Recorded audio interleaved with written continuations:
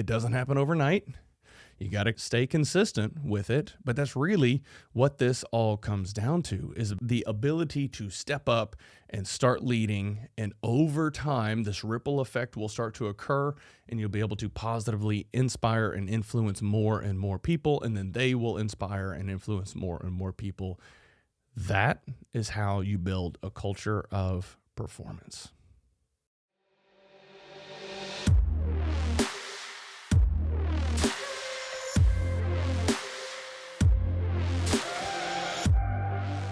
How is it going, ladies and gentlemen? This is Sean Barnes. I want to welcome you back to the Way of the Wolf.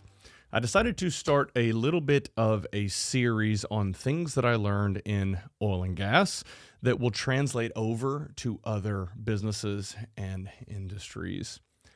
I don't know why, but the first thing that came to mind is how to deal with a massive ego.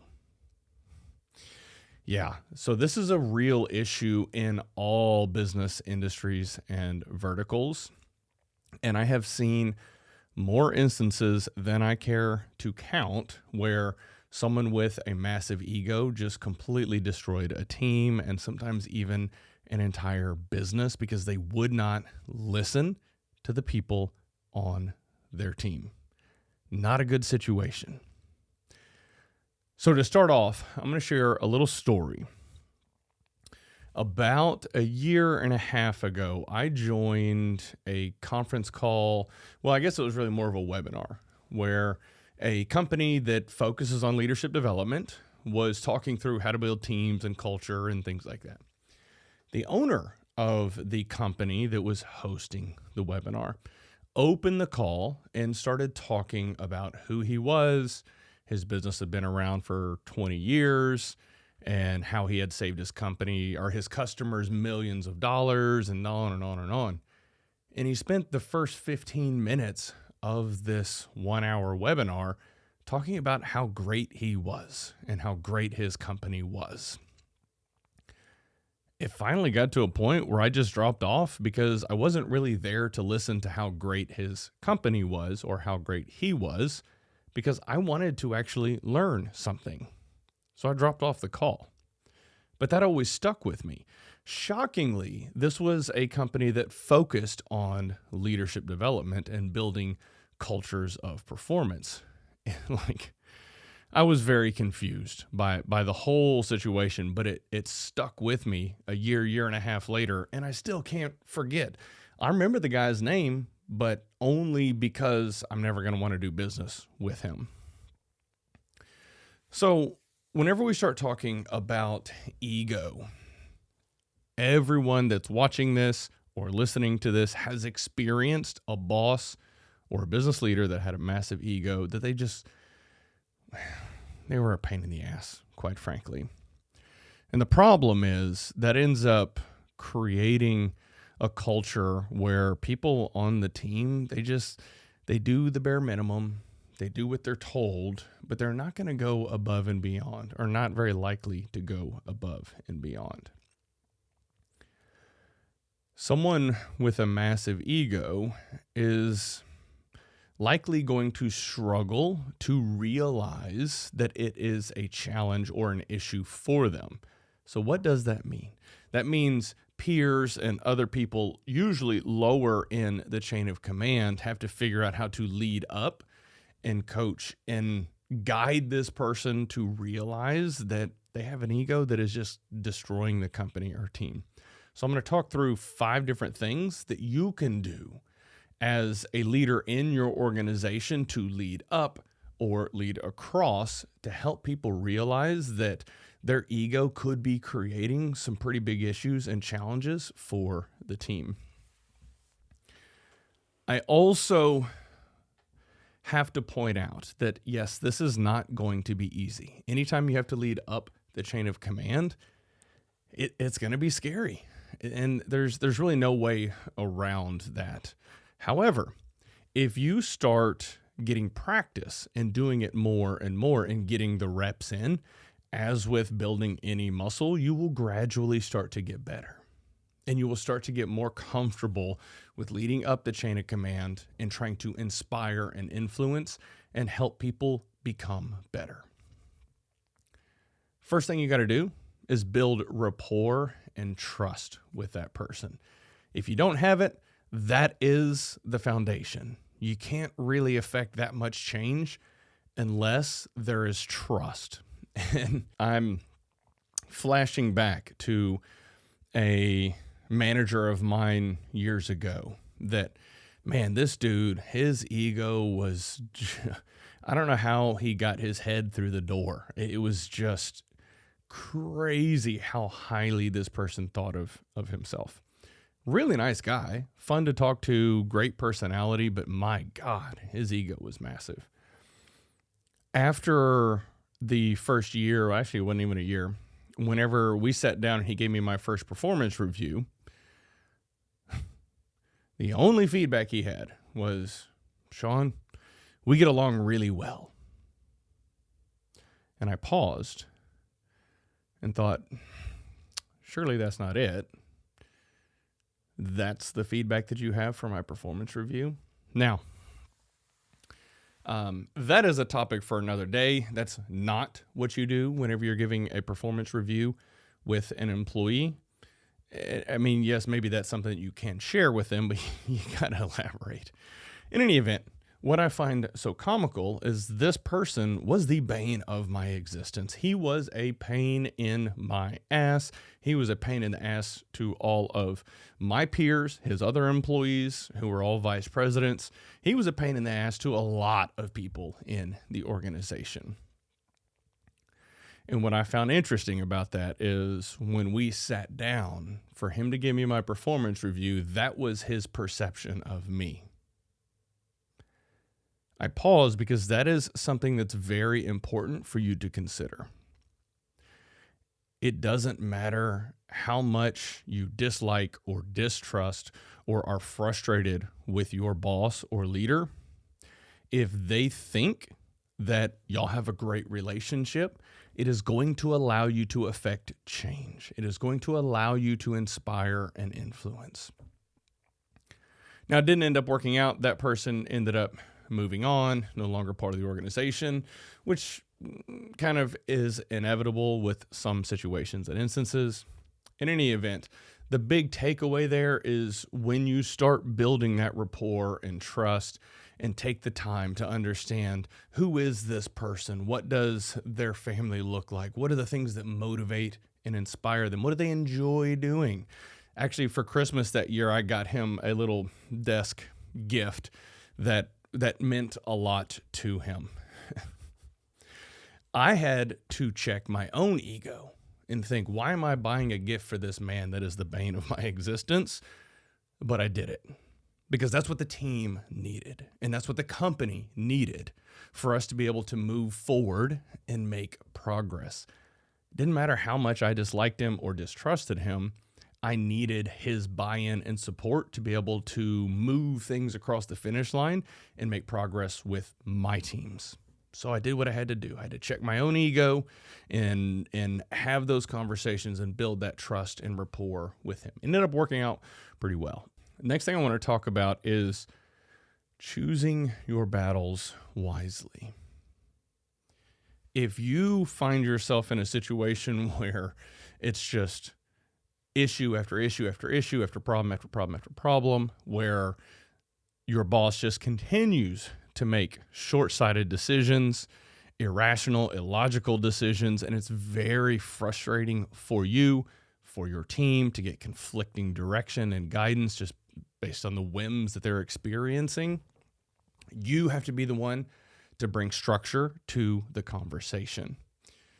You also have to make sure that when choosing the battles that you are engaging in, that they are meaningful and impactful for the organization and for the team.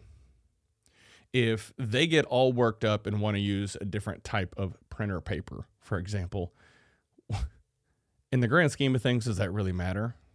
No, it doesn't. You might save a couple of pennies or save some cost here or there. It doesn't really matter. But if they want to terminate 3 people on the team and replace it with some sort of technology solution, that's high impact. And the reality is that person probably doesn't know what the downstream ramifications are going to be for that decision. It is your responsibility to make sure that you have that conversation and you lay everything out very clearly and concisely so that they truly understand what goes on and what will occur, which is a perfect segue into the next item. So number 3, you have to be able to provide data and evidence on what you are talking about. Someone with a massive ego, they are still going to have a hard time ignoring facts and data. If you can present a logical case and bring all of your information together and say, hey, this is a really bad decision. We need to do this because if we do it this way, this, and this will occur. Whether you show that we've tried that in the past and it didn't work, whatever information you come to the table with, make sure that it is accurate and paints a very clear picture for them to understand. Now, if you've already built the trust that we talked about earlier, it does make it a little bit easier for you to bring this data and information to the table and then be more receptive to it. But make sure that you've got all your ducks in a row and you're bringing information that is important and relevant to the conversation that will kind of help get them to a better place. When you bring the data and logic and facts to the table, don't just throw all this information out there without having some sort of a solution to the problem. And this actually goes for everybody. If you are struggling with something and you go to your manager or supervisor, make sure that you've got a solution. Don't just go to them and complain, hey, we've got this problem. What do I do? Take a little bit of time. Make sure you understand what the problem is and how to solve it. Take it to your manager and say, here's the situation. I've got this problem. I've narrowed it down. We can do this or this. I'm kind of leaning into route B here, and here's why, but I want your thoughts and perspective. That's just good practice. So make sure that whenever you come to the conversation that you're bringing solutions and not just coming up and complaining. Last thing I want to focus on is really having allies and support. Now, this doesn't mean that you gang up on the boss that has a massive ego, but you do want to create alignment. This also gives you the opportunity to check yourself and make sure that you are thinking clearly. So if you have 4 or 5 peers in your team, solicit their feedback, get their perspective on it, or even other peers in the business that you respect and trust and admire, bounce ideas off of them. When there is alignment across all of your team and your peers, and you go to Manager John and have this difficult conversation, and then all of a sudden Jason goes to Manager John and has a similar conversation, and then Sally goes to John and has a difficult or similar conversation. There's multiple touch points, and a trend or theme will start to emerge that no matter how big their ego is, they will not be able to ignore it. So create that alignment. You can't go at this in an accusatory or attacking fashion, but if there is that alignment, that can help move the needle in the right direction. And I've had conversations with people that will respond back to this type of guidance and say, well, that's kind of manipulative and playing politics, and I'm above that. Okay, well, you can be above that and then not get anything across the finish line and not support your team and not make meaningful progress in the business. Or you can learn how to navigate through these challenging situations and conversations so that you can affect change at scale. You can have a greater impact on the company, on your team and the business, and helping everybody achieve the things that they are looking to achieve once you know how to navigate through these types of situations. All right. So I think those are the big things that I wanted to touch on today. Really building rapport and trust, choosing your battles wisely, provide data and evidence, offering solutions, and then seeking allies and support. Whenever you tie all of this stuff together, it helps you become a better leader. Doesn't matter if you're having to lead up or your peers or down in your organization. All of this is about becoming a stronger leader and building a culture of performance. And you could say, Sean, well, I'm just one man. How can I affect change at scale? Well, if you're able to get that manager John with a massive ego to actually listen and start making some decisions that are better for the organization as a whole, as opposed to what's best for manager John and his bonus, that's how you start to affect change at scale. And it becomes a ripple effect, because if you can inspire and influence someone like that, and then they can start turning around and having a better impact on the organization, that's how it happens. And it doesn't happen overnight. You got to stay consistent with it. But that's really what this all comes down to, is the ability to step up and start leading. And over time, this ripple effect will start to occur, and you'll be able to positively inspire and influence more and more people. And then they will inspire and influence more and more people. That is how you build a culture of performance. All right, ladies and gentlemen, that's all I have for this topic today. As always, please like, subscribe, leave a review. That would actually mean the world to me. I don't sell anything. I'm not doing this to make any money. I really am just trying to help people out. So if you could take 30 seconds, rate the show, share it with a friend, it could possibly positively impact the lives of others. That's all I got, ladies and gentlemen. Thank you so much, and y'all have a good one.